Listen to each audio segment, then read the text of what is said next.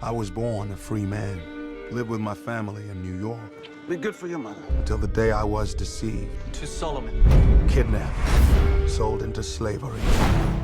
This was a brilliant, very profound film that I'll certainly remember for a long time. Partly because it taught me a few things about slavery that I didn't know already, and it encouraged me to read the book. I was wondering, in the process of making the film, did you learn anything new about slavery that you didn't know before? Not really, no. The thing that actually was the thing that for me was very important was Solomon Northup, his story that I didn't know before. And I was sort of upset with myself when I first finished reading the book, because I didn't understand why I didn't know this guy's story. But then I realized that no one I knew his story. And then the book became my passion to adapt into a film. What were you looking for in the lead actor, the man you wanted to play Solomon? Well, Chiwetel Ejiofor was the only man for me who could play this role. There's a certain kind of stature, a certain kind of presence he has, and a certain kind of humanity that I needed in the environment that he had to go through, because he had to go through and travel through an environment which had no humanity, which was actually inhumane.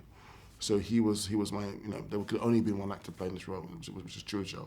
What do you think was the most incredible thing about Solomon, the real man? I found it quite amazing that he was able to, after the terrible ordeal, that he was able to analyse almost objectively what had happened to him over that period of time. What was it for you? Well, I think exactly that he can analyse objectively, hold on to his faith in humanity, never get bitter, understand his surroundings. That was miraculous to me, because if he had that sort of hate in him, he could have never come out on the other side in a way that sort of would have been healthy, and in a way that I don't think he could have written that book.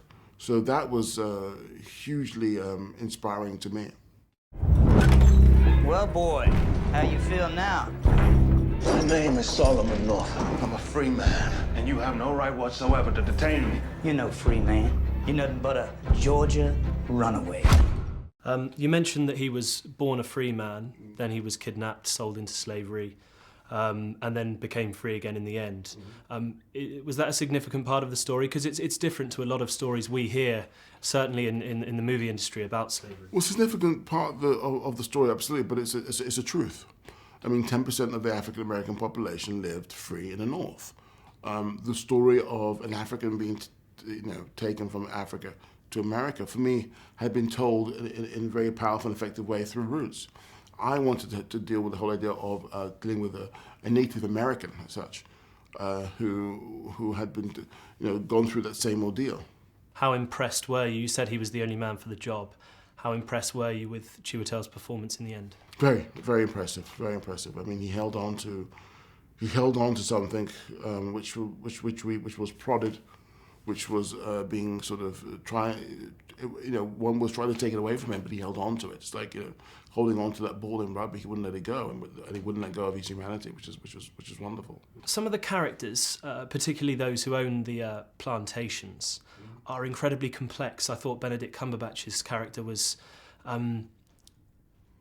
it's hard to describe, I guess, not pure evil. I think Solomon in real life, in his book, found it sort of, if he was born in different circumstances, he may have been a more acceptable person. How do you tell that story on screen in the relatively short time that Benedict Cumberbatch is on screen? Well, I think you tell the story. The truth is the fact that matters is that I think he was the worst one of them all, as far as the slave owner is concerned, because he is saying one thing but doing another. He doesn't he knows Solomon is a free man. But what does he do? Nothing. I will survive.